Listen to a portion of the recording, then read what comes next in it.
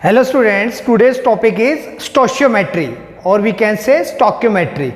Now what is stoichiometry and what are the stoichiometric calculation? To understand this term stoichiometry or stoichiometric calculation, we have to observe any balanced chemical equation. The equation is, for example, equation is like H2 plus O2 is equal to H2O. So if we balance this equation, then there is 2H2 plus O2 is equal to 2H2O. Every reaction in chemistry tell us about something. कुछ ना कुछ हमें reaction बता रही है और ये reactions क्या बता रही है? ये रिएक्शन हमें ये कह रही है कि when 2 mole of hydrogen reacts with 1 mole of oxygen, then they produce 2 mole of H2O. यानी कोई भी रिएक्शन होती है वो हमें मोल्स की टर्म्स में कुछ बताती है कि ये रिएक्शन हमें ये बोल रही है कि 2 मोल ऑफ हाइड्रोजन जब 1 मोल ऑफ ऑक्सीजन से रिएक्ट करते हैं तो हमारे पास 2 मोल ऑफ वाटर प्रोड्यूस होता है. ठीक है, तो यहां पर रिएक्टेंट और प्रोडक्ट के जो मोल्स है उन मोल्स का एक रेशियो है, जो रेशियो फिक्स रेशियो है. वो रेशियो क्या है? 2:1:2. तो ये रेशियो जो फिक्स रेशियो है, that ratio is known as stoichiometric ratio. इस रेशियो को हम लोग कहते हैं स्टोइचियोमेट्रिक रेशियो. स्टोइचियोमेट्रिक रेशियो और we can say molar ratio. इसी को हम लोग मोलर रेशियो भी कह सकते हैं. तो हर रिएक्शन में ये स्टोइचियोमेट्रिक रेशियो या जो मोलर रेशियो है वो फिक्स होता है. सभी रिएक्शन का डिफरेंट होगा, बट एक पर्टिकुलर रिएक्शन के अंदर ये मोलर रेशियो जो होगा वो फिक्स होगा. फॉर एग्जांपल, अगर कोई स्टूडेंट कहता है मैं हाइड्रोजन को 2 मोल नहीं लेता, मैं हाइड्रोजन को 20 मोल लेता हूं. मैं हाइड्रोजन को कितने मोल्स ले रहा हूं? 20. तो रिएक्शन को कंप्लीट करने के लिए ऑक्सीजन जो है वो कितने मोल लेना पड़ेगा? देखिए 2 से कितना किया आपने? 20. कितना टाइम इंक्रीज किया? 10 टाइम इंक्रीज किया. तो ये भी 1 से कितना करना पड़ेगा? 10 टाइम इंक्रीज करना पड़ेगा. मींस कितना मोल लेना पड़ेगा? 10 मोल. और उस केस के अंदर जो वाटर बनेगा वो 2 मोल नहीं बनेगा, वो भी 10 टाइम ग्रेटर बनेगा. मींस कितना बनेगा? 20 मोल. तो अगर हाइड्रोजन 20 मोल ली जाए तो रिएक्शन को कंप्लीट करने के लिए ऑक्सीजन कितना लेना पड़ेगा? 10 मोल. और वाटर जो प्रोड्यूस होगा वो भी कितना प्रोड्यूस होगा? 20 मोल. तो इसका भी रेशियो जब आप लोग चेक करोगे तो वो रेशियो जो आएगा वो कितना आएगा? 2:1:2. यही 2:1:2 का रेशियो आएगा. अगर कोई स्टूडेंट कहता है कि वो हाइड्रोजन को 200 मोल लेता है तो रिएक्शन को कंप्लीट करने के लिए ऑक्सीजन कितने मोल लेना पड़ेगा? दैट इज 100 मोल. और वाटर जो होगा वो कितना प्रोड्यूस होगा? 200 मोल प्रोड्यूस होगा.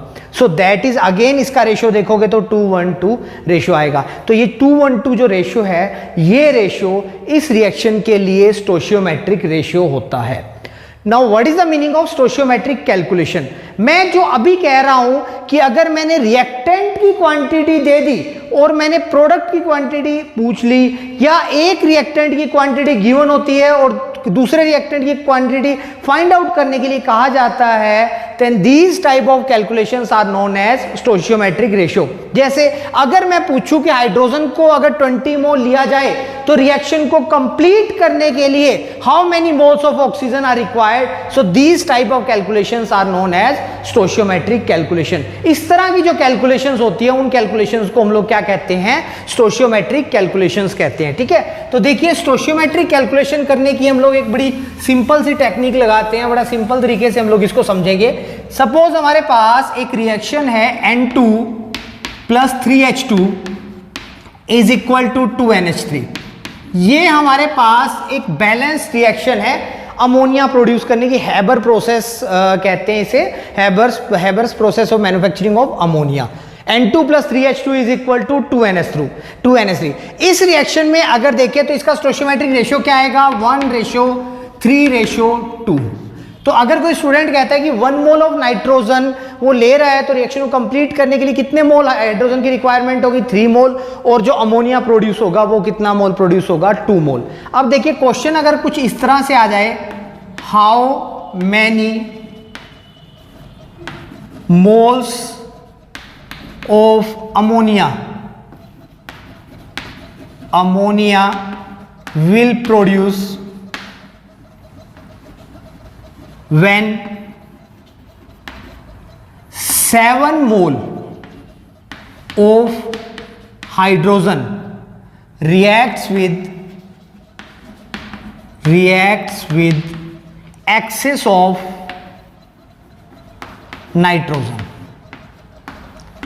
हमसे पूछा जा रहा है कि अमोनिया के कितने मोल बनेंगे, यानी अमोनिया के मोल्स हमें फाइंड आउट करने हैं, और किसके मोल्स गिवन है, हाइड्रोजन के मोल हमें गिवन है, और नाइट्रोजन जो लिया गया है वो एक्सिस में लिया गया है। देखिए बच्चों, जो रिएक्टेंट एक्सिस में लिया जाता है उसकी टेंशन नहीं लेनी है आप लोगों को। जो चीज़ एक्सिस में ली जाती है वो जितनी यूज़ होनी होगी उतनी यूज़ हो जाएगी, बाकी जो होगा वो बचा रह जाता है। आपको फोकस करना होता है जिसके मोल्स गिवन है और जिसके मोल्स फाइंड आउट करने हैं। एक्सिस में जो रिएजेंट होता है उसका आप ये कहोगे वो एक्सिस में होता है, तो जितना रिएक्ट करना होगा उतना रिएक्ट कर जाएगा, जो बचा हुआ होगा वो रिमेनिंग पार्ट में बच जाएगा। तो यहाँ पे कितना को किसके मोल्स गिवन है, मोल्स गिवन है आपको हाइड्रोजन के, और किसके मोल्स फाइंड आउट करने हैं, अमोनिया के।